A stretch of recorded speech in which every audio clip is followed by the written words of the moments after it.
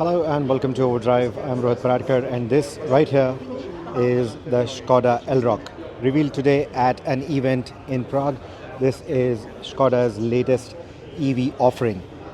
It's around the same footprint as a Skoda Karoq. So you're looking at a 4.5 odd meter length. So if launched in India, it is going to compete with the likes of the Hyundai Creta EV, the MG ZS EV, and of course even the Tata Curve EV. But it's got the classic silhouette, again very similar to the Karoq. No coupe roofline going on in here. Now you're going to have 3 battery options with this vehicle. We're looking at a 55 kilowatt hour entry spec, going up to 62 kilowatt hours, and then 82 kilowatt hours for the top spec. That 85 signifies the top spec trim, and then there are going to be multiple other trims within that as well. Now in terms of the design, this is their new design philosophy. The modern solid design philosophy is what they call it. So the tail lights are again going to be very similar to the current Kodiaq that we have in the country, or again similar to the Karoq. But at the front, you would have already noticed, like I showed you, it's got the LED lights, DRLs in the brow, followed by matrix LED headlamps down below in the bumper. Some of you may compare this a little bit in terms of the design to the new Porsche Macan. Again, a similar arrangement there, quite sleek looking in that sense. This is an EV only, which is why you get an all black grille there that hides the camera that is visible right there, and other radars as well. Down below, the lower part of the bumper, you will see the matte black treatment that also sort of goes all around the car and underscores the entire design. Whereas up in the front, you will see that mesh pattern with a satin skid plate down below. The other big design change from what we've seen on Skodas is this Skoda lettering that sits proudly on the bonnet now instead of the Skoda logo. Let me remind you, this is going to be a similar design treatment that will be given to the Kailak when it launches next month in the Indian market. So the Kailak is going to draw quite a bit of design inspiration from the Elroq, because this is their new modern solid design philosophy. Another bit I like are these gills on the side. That again adds a bit of sophistication there. Now this is the top spec. It's got the 360-degree cameras, these big turn blinkers in the mirrors, and if you look at the size of the mirror itself, it is pretty big. We're talking about the Karoq kind of footprint, and that is again visible with the kind of glass area that you get. Now in terms of charging, this is going to be very similar to the Enyaq, which means in about 30 minutes you should be able to go from 10 to 80% with fast charging capability. Let's now step in and see what do we get inside. So you've got this massive infotainment screen, but if you look at the steering, it is not the 2-spoke steering that we've seen with cars like the Octavia, the Kodiaq, the new Superb, etc. So the screen is pretty big. Let's hop in.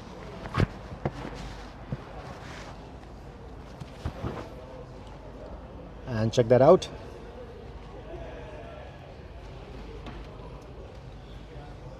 There. So it's got a pretty slick layout and a very easy to use UI in that sense. For example, you can get your information right here with all the different readouts that you're getting on the vehicle, and the overall feel is pretty good. It's quite slick.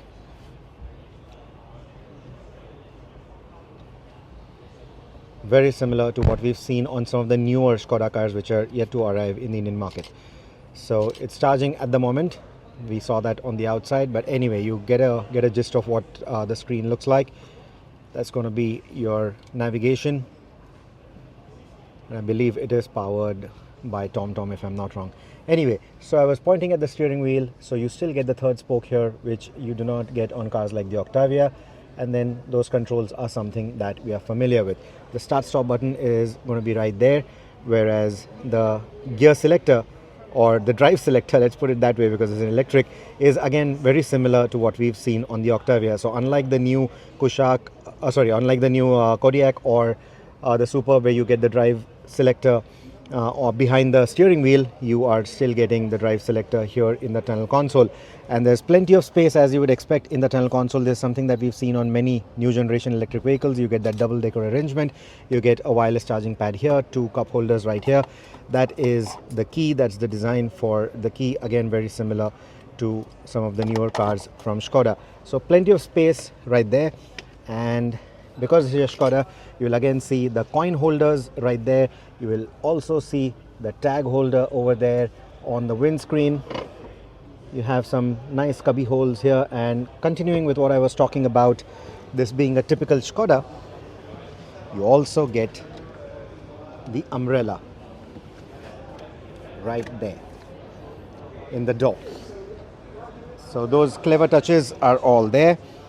You are going to get powered seats for both the front passengers. You also get memory seating there, and the materials used are all sustainable materials because again electric. You also see this orange stitching which adds that nice effect. You will also spot the ambient lighting, which again looks quite nice. The overall design of the seats, very nicely done, and the look and feel is very, very premium. I also like the treatment given to the heads-up display there, very nicely done. Let's look at the rear seats as well. So again,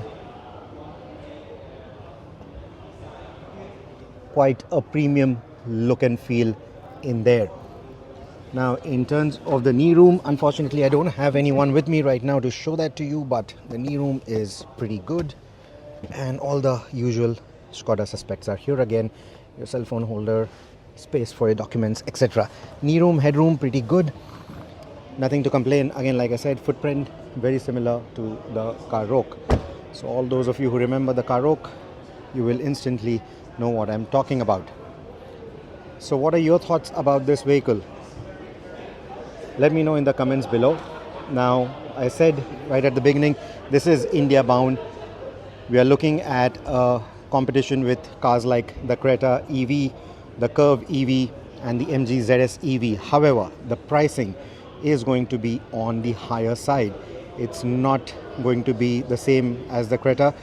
Here in Europe, the prices start at about 33,000 euros.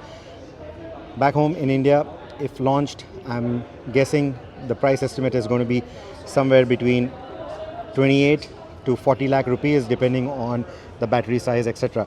You're also getting the option of an all-wheel drive variant with this, so that is again going to bump up cost. That's going to be the dual motor setup. So depending on the variant, depending on the batteries, etc., it would cost anywhere between 28 to 40 lakh rupees is my estimate. What do you think about that price?